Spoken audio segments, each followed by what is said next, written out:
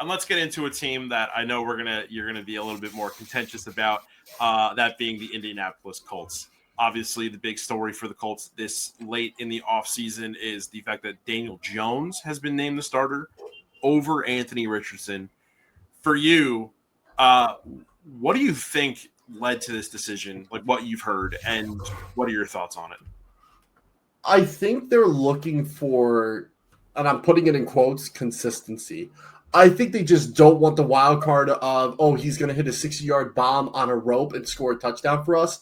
And the next play, he's going to put a pass right into the linebacker's hands who didn't move, right? Like they want someone who can get the offense in a groove and get the offense flowing. But then why Daniel Jones? Because if anything, he doesn't do that. Outside of 2022, he is just bad. He's consistent, but being consistent isn't always mean you're good. Like, you can be consistent and dog shit. Like, the Browns. Like, you can be, like, they're consistently, we can rely on them to be bad pretty much guarantee year over year, right? So, at least, like, and same thing with the Lions until Dan Campbell came in. You could pretty much bank they were going to be bad every year except when Stafford and Golden Tate were running it up in the early 2010s, mid 2010s, right? Mm-hmm. Like, so, but my bigger issue is why do you take a quarterback 2 years ago, 4th overall, which we all knew was a project, didn't have the snaps, didn't have the accuracy, obviously had all the tools to be a top 5 quarterback in terms of just physicals and arm talent, like just a freak athlete with size, speed, everything you want. Why would you start him right away? He gets hurt 1 year, gets hurt another year, plays 15 games total, and then you give him a competition in year 3 and you don't give him the go-ahead to help build his confidence? Like, I figured they brought in Daniel Jones as a pseudo competition and to say, hey, we kind of think you around this category, you going to step up or not? And maybe that's more of an indictment on Anthony Richardson not being able to overcome that. Maybe if he makes the correct protection call against the Ravens, and I don't know if this is going to be a real possibility, and he doesn't get hurt, and he plays that whole first half, or at least makes his hot read and throw, hey, I understand protection, hot's coming from this side, let me just get it out to the flat, even if it doesn't gain anything. Like, if he makes one correct decision, I wonder if this is even a debate and he's the starter and Daniel Jones is going to be the backup.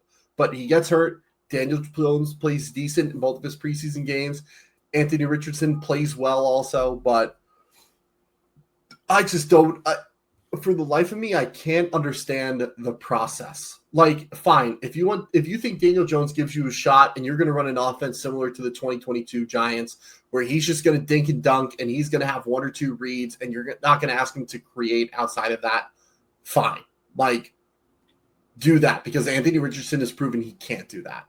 Yeah. But also, has that expectation ever been set on Anthony Richardson saying, hey, we just need you to look at 1 or 2 things and throw it here and that's it? Like, based on his play, I don't think it has. Like, they were asking him week 1 against the Texans in 2023 to make really complex reads, like stuff that college quarterbacks don't even do. And we're talking about some of the top college quarterbacks. Like, there are some that are taught to read one side of the field or just read 1 or 2 players on the defense. Like, they're asking Anthony to go through a 3-4 man progression before finding his target, and he did well with it before that injury his rookie year. So I'm just I'm shocked. Look at this. I'm shocked that this was the decision that was made. I'm not shocked they brought someone in, but I'm shocked that they're going with Daniel Jones, because statistically, he's been one of the worst quarterbacks since he's entered the league. And he was a middling quarterback coming out when he was, 6th overall? Like, He was worse than Richardson. Richardson just didn't have the sample size. Daniel Jones did. Like, it just didn't none of this makes sense. Yeah, I don't really understand this move that a lot of NFL teams have done I want to say, last 5 years. I mean, not all. I could probably name a handful of them, max, but they do this weird thing where they're trying to think of a system in which it already worked. I mean, I guess the Favre-Rodgers thing, where they start off. You have the guy that is going to be your future, but you also have your vet who's going to start and kind of lay the groundwork for how this future guy will be the franchise guy later on. Mm-hmm. But the way a lot of these NFL teams have been doing it now is like with like the way that the Brett Favre Aaron Rodgers thing. I could be rewriting history here, so please let me know if I am. But I mean, there was a little bit more confidence in both of the guys in that system from the front office perspective. Yeah, it feels like so. Obviously the fans were not happy once Aaron Rodgers kind of took the helm, and then they obviously started liking him. Classic cycle. But for me, it seems like a lot of these veteran younger guy comparisons or younger guy pairings, like they just lack so much confidence. Like, I think of teams like the Jets with like Aaron Rodgers in his second year. You know what I mean? There was like really no one under him. And then like the Jets again with like Joe Flacco, and then the Browns with Joe Flacco, and then the Colts with like Matt Ryan and Joe Flacco. And then I see this current one, and it's like, okay, so you got Daniel Jones trying to, kind of build some consistency with this offense until Anthony Richardson is ready to take over. But like Daniel Jones is barely even a veteran. He's 28 years old. Yeah. You know what I mean? So it's like, I don't even think you're trying to do this weird thing that's not even effective right. Yeah. So I don't know. It's very, very strange to me. It's frustrating. And I just want to run through some numbers. Like Daniel Jones and Anthony Richardson over the past 2 years have had the worst passer rating. And Anthony Richardson is worse than Daniel Jones when it comes to passer rating. And I know passer rating isn't the end all be all when it comes to stats, but I didn't want to run through 5 to 10 different stats for every season Daniel Jones has been in the league. So this is a good encompassing stat, and it shows a trend, right? So if we look at Daniel Jones when he's clean versus when he's pressured, passer rating year by year since he's entered the league since 2019. So in 2019, and mind you, he has never had a passer rating over 100 in his career. When kept clean, not even his total passer rating, when kept clean, he's never eclipsed 100. So that speaks volumes right there. Okay. So, and if they say, oh, the offensive line is better, this is the best offensive line he's ever had in his career, that doesn't matter because when he's kept clean, he can't even break 100, which is the bare minimum, I feel like, when someone's kept clean, right? So at least a good quarterback. So 96.8 drops to 72.2 in 2019. That's a 24.6 point difference. Okay. I'm just going to do rough numbers from here on out so we don't waste time. Basically, 93 passer rating drops to 56, a 37-point difference. 93 to a 65, a 28-point difference. 97, this was 2022, so this was his best season. 97.4 to 83.8, a 3.6% difference. So I'll use the points there because it was a slight difference between clean versus pressure, okay? This is when it gets bad. 2023. 87 down to 35. Wow. A 52-point drop. Like, against pressure, he would have done better spiking the ball into the ground than trying to actually pass it. He would have had a better passer rating if on every time he was pressured, he just spiked the ball into the ground. I don't know if you hear a baby in the background or not, but... No, it's all good. Okay. And then 2024, this last season, 88 when clean, 60 when pressured, 28-point difference. Like, he averaged a 28.8 drop when kept clean versus pressured, which isn't bad, but in the context, he's never breaking 100 to begin with, and he's dropping into the 70, 60, 50 range. Like, that's bad. And so now you're putting behind, yes, the best offensive line he's ever played with, but he doesn't do anything with it anyways. Like, I'd rather take my chances on the freak athlete with top 5 athletic and arm tools than some middling mediocre quarterback who has been one of the most, I don't want to say mid because he's not even mid. He's just very below average and is one of the most below average QBs since the 2000s. Like, he's just not a good QB. And I didn't like when the Giants took him. I didn't like that. Like, he had a great game against the Bucs his first game in, but after that, didn't do anything else. Had a good 2022 season, but that was Dable being Dable and scheming up an offense because he knew his limitations. Yep. And then shame on Dable trying to push the envelope the next 2 years. Like, it's just not a good quarterback. And if the Colts are trying to get to the playoffs, because they do have a playoff roster outside of the quarterback position, I think Anthony Richardson wins you 1 or 2 more games than Daniel Jones does based on his athleticism alone. But he's also going to lose you one or two more games. So you kind of have to pick your poison. Yeah, absolutely. I mean, and you mentioned, pass rating not being the most important stat, but like you said, not being able to break 100 in your career, like that's a benchmark you have to hit. And Daniel Jones didn't hit that, so it's like, what's next? You know what I mean? Yeah, and if I can pull it up, just give me a second. I can go to 2019 and we can do 1,000 QB plays.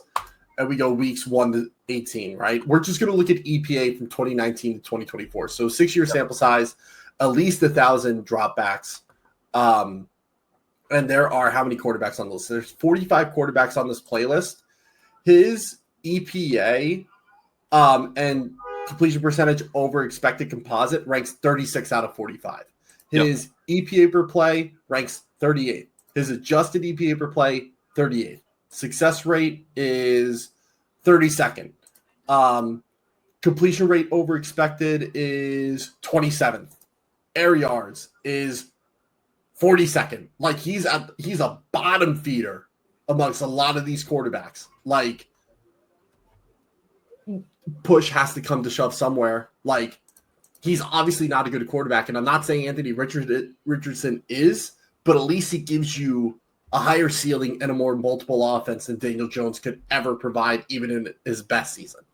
Yeah, absolutely. Let's talk about this team outside of quarterback. You kind of feel like they've put together a solid roster. Obviously, Michael Pittman, Josh Downs, Adonai Mitchell, solid receiving core. How can they elevate, some maybe below average quarterback play? I think just the fact they all have differing skill sets is like what's best, right? And like even though they're all differing, like you can pretty much plug and play these guys wherever. Alignment, maybe not X, but like Z, slot, H back, tight end. Like you can put most of them anywhere and they're going to do better, right? Like Michael Pittman is your X, like he's your big body. Go up and get a guy who can has some shiftiness to get open. Josh Downs is your slot / Z receiver. Alec Pierce is your deep threat. Adonai Mitchell can go anywhere pretty much. He played X Texas. I think he could play X in the NFL. Can go in the slot, can go into Z, do whatever. Then you bring in Tyler Warren, who's the best tight end they've had since Dallas Clark in 2011. And that's not accounting for Eric Ebron's anomaly season where he had like 13 touchdowns or something like that. Like Tyler Warren is the best prospect they've ever taken at tight end since 2000 minus Dallas Clark. Like he's a freak. And like, yeah, like he is on the other side. He didn't break out until he was 22 years old, but like he's still a good football player. And if the preseason games show it, he's probably going to lead this team in targets. Like, especially if Daniel Jones is quarterback and he needs an uber reliable target underneath. Like Tyler Warren is perfect for that. So I think the weapons are perfectly set up. They have a pretty deep rushing attack. They got Jonathan Taylor. Is Trey Sermon still on this team? I forget if he is or not. I can look it up. But they have DJ Giddens, who they just took out of Kansas State, who's like almost the perfect spellback for Jonathan Taylor. He had some off-field maturity stuff, like nothing, like he didn't commit crimes or do anything stupid, but like just maturity, stupid college kid stuff. Like, yeah, he probably would have been an early day 2 pick if not for some of the stories that were coming out about him in terms of like locker room presence and some of the stuff that happened with some of his teammates. But like, it's the NFL. Those are things that the NFL can work out of you. If you're just a degenerate asshole who beats women and assaults family members, like, yeah, sorry, that's not going to happen. Like, that's another conversation for another pod. But the offense is good. The offensive line is great. Quentin Nelson is finally back to all-pro caliber play. Braden Smith, really solid veteran. And then a really good developmental core of Bernard Rainman, Tanner Bortolini, and Mac Gonsalves are all really solid. And then they have depth with rookie Jalen Travis, who I had a high grade on, and Danny Pinner. Like, really, really solid core of an offensive line. They're 7 deep, which a lot of teams can't say that. And they're multiple. Like Tanner can play any spot, interior O-line. Mac Gonsalves can play tackle if need be. Jalen Travis and Danny Piner obviously tackle and guard / center respectively. Like, just a really solid offense in general. This Colts defense, I wanted to talk about. They were bottom 5 in the league last year. However, there were a couple teams, in their own division that were kind of close by. Obviously, the Jaguars were probably one of the second worst teams. But then the Texans were obviously a top 10 squad, and the Titans were just kind of, middling. Well, actually, no, the Titans were pretty solid, but defensively, where do you feel like they've made improvements, or maybe they've come up short in the offseason? I think just adding more pass rushers, bringing in Lou from the Bengals is going to be solid, and just not like the problem with the defense last year is that like they just try to straight up rush and not really run any stunts or run any extravagant blitzes. Like they played everything kind of safe, where they didn't really have outside of DeForest Buckner and sometimes Leatu Latu. They didn't really have the juice to do that, right? Like Grover Stewart, good nose tackle, is fine as a pass rusher, not great. Kwity Paye has not developed well at all. So they go and get JT Tuimoloau. I'm going to mess his name up. Tuimoloau from Ohio State, who has been a freak since his freshman year there. They go and get him. Samson Ebukam is a good designated pass rusher who can fill in here and there. And then they have some depth pieces in Adedomiwa Adebaware and Tyquan Lewis. Like they have inside-outside flexibility. Like they're probably going to play 200 snaps between the both of them, but like they still provide depth to run different things if needed, right? So like based on this count, they have 1, 2, 3, 4, 5, 6 guys that can get after the passer at any given point. And they just weren't used effectively last year. Like I know JT wasn't on the team last year, but like same thing, like now he's on the team. He's a good pass rusher, a lot more power based than people give him credit for. But, this is a really, really good pass rushing defensive line. And I know we look at total yards when we determine defensive quality, but this defense was better than what their total yards said. And we'll get into the Titans later, but their defense was actually worse than what the total yards said. And we'll get into that when we talk about the Titans later this episode. But even with that, the linebacker core is probably the weakest point. They have Zaire Franklin, who is a solid Mike linebacker, but kind of falls into the trope of, he makes a lot of tackles, so he's top 10. Like, no, he's not top 10. He's good and he's solid, but he's not like this. He's not a difference maker on this defense in terms of a linebacker who is the focal point and you better not throw or run anywhere over the middle. He's just not, but he's still good. Jalen Carlisle out of Missouri last year converted safety into linebacker. He's going to be the will backer. So the coverage from the linebacker should actually be improved this season. And then the secondary is vastly underrated, in my opinion. Kenny Moore II is a top 3 nickel in the NFL. He has been for the past 4 years. He's just a really good slot defender. They get Charvarius Ward, which is just a home run of a free agent signing. I know he had some injury stuff, but we're looking at a top 10 corner over the past 3 to 4 years. Just very, very solid and has played with several teams in that span. Cam Bynum is pretty experienced and not playing for Lou, but he played in a similar defense in that fire zone style that we talked about last episode, or 2 episodes ago. He has experience in that when he was playing with the Vikings. Brian Flores and Lou kind of run that similar defense. And then Nick Cross, young developing safety, he's pretty good. And then they're deep at corner. They got Jalen Jones, who was underrated. Juju Brent, who is still developing and has had some issues, but should be better. And then Xavier Howard, who is just a veteran, a good body to be in there, who has played in this style of defense before. So, the secondary is underrated and is better than people expect. The pass rush is going to be much better this year. Just that's adding a few more pieces of talent, Leatu Latu developing, and running a completely different pressure package than they're used to is going to open up pass rush lanes for them. So as long as the linebackers do well and Zaire and Jalen don't get hurt, we're looking at a unit that could be top 12 and be pretty decent. Despite what the box score says, if we look at their efficiency ranks, which they weren't great in terms of efficiency, but if we just look at 2024 while this thing takes a minute to load because it's on this jank-ass system, but it's really good data once it does pull up. I mean, we're looking at the Colts, EPA per play allowed, they were 14th. This is a defense that was cracking into the top 12 territory. And drop-back EPA was probably their worst part. They were 23rd, but rush defense, they were 10th, in terms of these stats. So, yes, on paper, they didn't look good, but, they were also on the field a lot more because the offense couldn't get yards and they couldn't get moving. And Anthony Richardson, 50% of his incompletions were his fault. It's not like it was a drop or a tip pass where he got hit. Like, no, he just missed. Like, that's bad, right? So when you put all that together, this defense is going to be better, and they're not being talked a lot about because we look at the yardage and we're like, oh, they allowed a lot of yards. Yeah, well, they were on the field more than anybody else. They're going to allow more yards just it's math. Like, no team like this would have.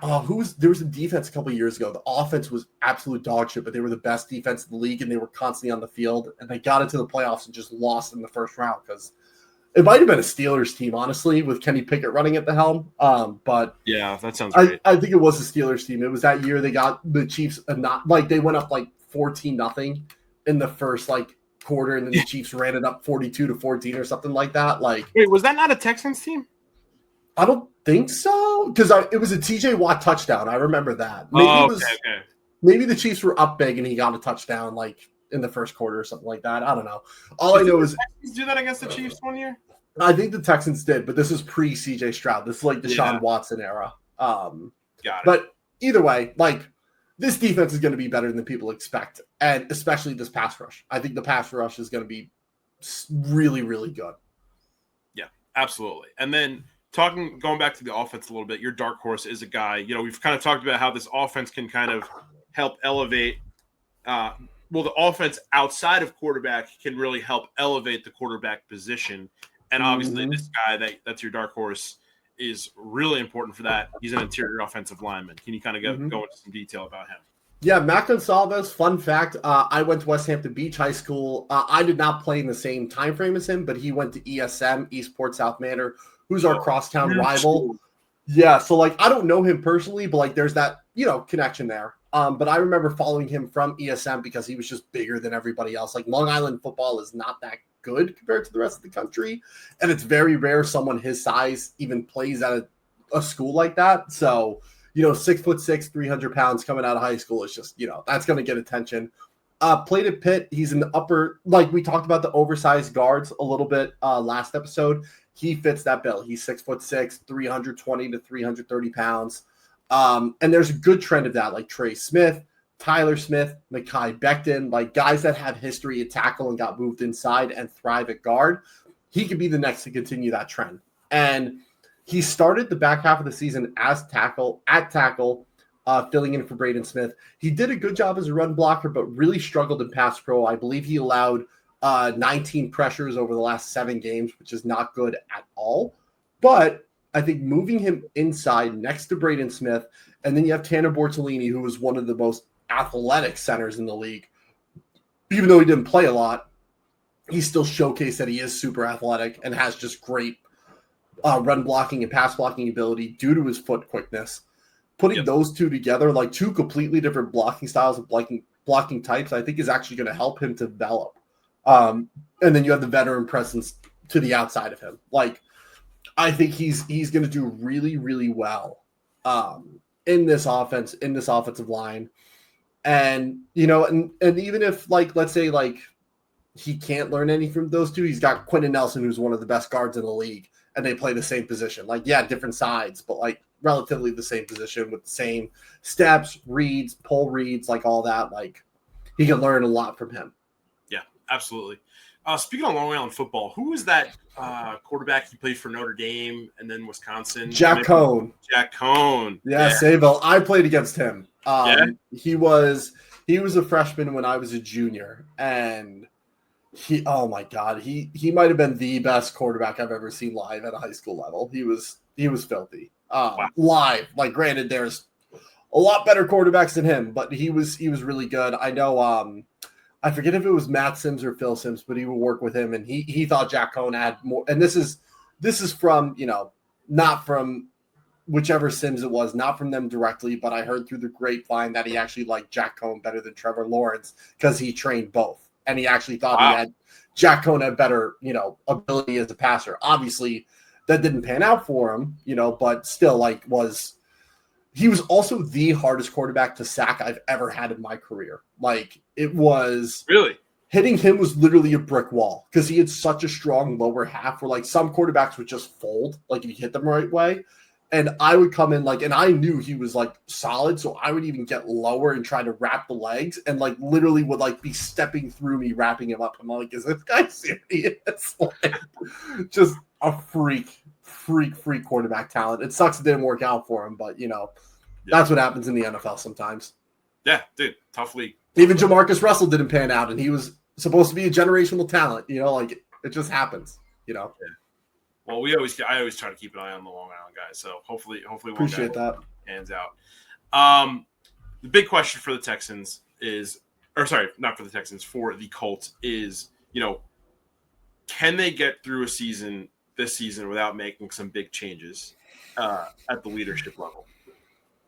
I think they can, but you got to make playoffs. Yep. Like that means you have to be at least on par with the Texans, which is going to be a tall. It's going to be tough to foot that bill, right? Like, because the Texans are the Texans. They're going to be much better this year than last year, especially offensively. So you have to keep pace with them. And then you also have to at least have a functional offense, which I don't know if Daniel Jones can offer. And look, maybe this is going to be one of those Baker Mayfield, Geno Smith, Sam Darnold situations where they just need to change the scenery. They need different coaching. And they push forward and they become this great veteran presence that is going to get a mega deal next year. Who knows? I could be totally wrong. But those quarterbacks at least had upside in terms of arm strength, processing, athleticism. Like they had upside somewhere and they just needed to get weaponized and leveraged correctly. Daniel Jones has never had that. Like in that same draft class, Daniel Jones was not at the same level as Kyler Murray. The year before, Sam Darnold was being talked about as a first-round draft pick and had the numbers and the tape to back it up. Daniel Jones never had that. So, like, if they plan on starting Daniel Jones the whole season and they don't make playoffs, Ballard's gone. I'm pretty sure Steichen's going to be gone because he's had 4 different QBs play since he's taken over, and none of them have worked. So, see you later, which would be awesome for the Eagles because they would take him back in a heartbeat. But yeah, I just don't. I don't see them sticking around if Daniel Jones is the starter. If Anthony Richardson wins the job back, learns from his mistakes, protects the ball, and they have a similar record to what they would have had with Daniel Jones, then I think it's a different story. Because then it's like, okay, Anthony Richardson is improving. He's showing he's making progress. Let's try one more run of it, give him a couple more weapons, give him some help on defense to be on the field more often, and let's see how it works.